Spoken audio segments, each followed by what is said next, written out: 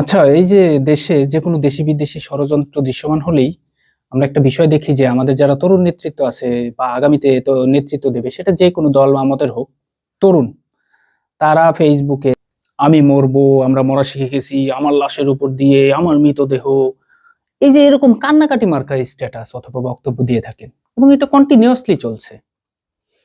এগুলো তো দুর্বল জাতির কথাবার্তা ভাই, যাদের কোনো স্পেসিফিক ভিশন নাই। একটাবার চিন্তা করে দেখেন তো, আমেরিকার চক্রান্ত ষড়যন্ত্র বা হুমকির বিপরীতে ইরান, ইরানের বিপরীতে আমেরিকা, অথবা রাশিয়ার বিপরীতে ইরান, অথবা রাশিয়ার বিপরীতে আমেরিকা, অথবা চায়নার বিপরীতে কোনো কান্ট্রি, তারা যদি এইভাবে প্রতিক্রিয়া করত যে আমরা মরতে শিখে গেছি, আমাদের কেউ দমায় রাখতে পারবে না, আমার মৃতদেহের উপর দিয়ে যেতে হবে, নিতে হবে, এই করতে হবে, এইগুলো যদি তারা দিত কন্টিনিউয়াসলি, তাহলে তো বিশ্ববাসী ধরেই নিত যে এরা মানসিকভাবে দুর্বল।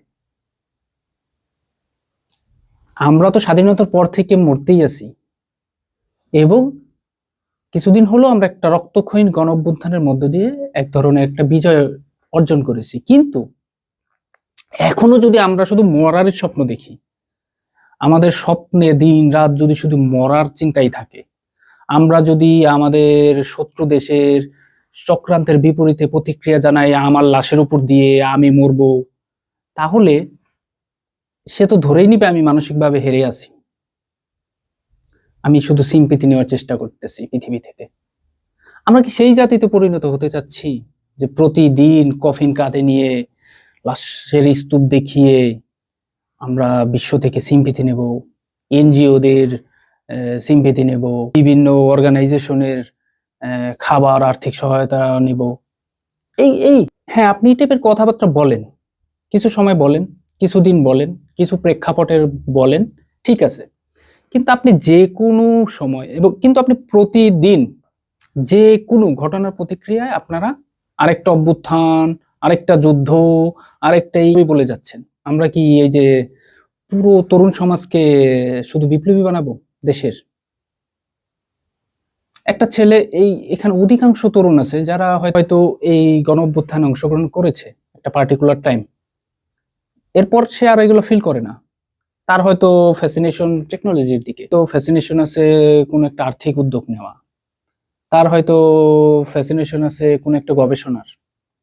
আপনাদের কাছ থেকে, বিশেষ করে যারা আগামী বাংলাদেশের নেতৃত্ব দিবেন, একটা দিন কি তাদের জন্য আপনারা কোনো রকম বক্তব্য দিছেন? একটা দিন কি তাদেরকে একটু আশ্বস্ত করছেন? একটা দিন কি তাদেরকে ভরসার একটা কথা বলছেন যে হ্যাঁ, আমরা যারা বিপ্লবী আছি, আমরা যারা বিপ্লব ফিল করি, আমরা আছি মাঠে?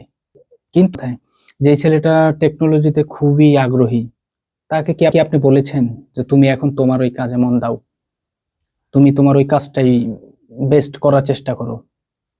আমরা কেন এই শপথটা নিতে পারি না যে আমরা আমাদের প্রজন্মকে জ্ঞানে, বিজ্ঞানে, অর্থনীতিতে স্বয়ংসম্পূর্ণ করে গড়ে তুলবো, আমাদের ইন্টেলিজেন্সি, আমাদের সামরিক শক্তিমত্তা বাড়াবো, এবং এটা আমরা করব, এবং এটা আমরা শত অস্থিরতা, বিপ্লব, উত্তপ্ত পরিবেশের ভিতর দিয়েই আমরা এটা চালিয়ে যাব।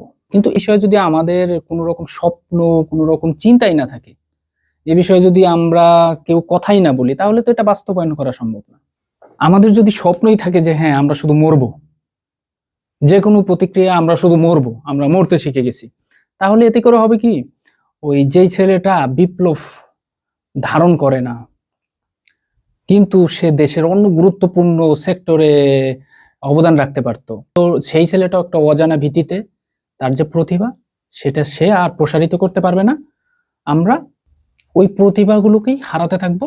একটা সময় দেখবো যে আমরা দেশব্যাপী অনেকগুলো বিপ্লবী পাইছি, কিন্তু একটা সভ্য, উন্নত, শক্তিশালী রাষ্ট্র গঠনে আরো যেসব এলিমেন্টস লাগে, সেগুলা বাস্তবায়ন, তৈরি অথবা রক্ষণাবেক্ষণের জন্য যেই লোকবল, যেই জনবল, যেই মেধাশক্তি লাগে, সেসব আর অবশিষ্ট নাই।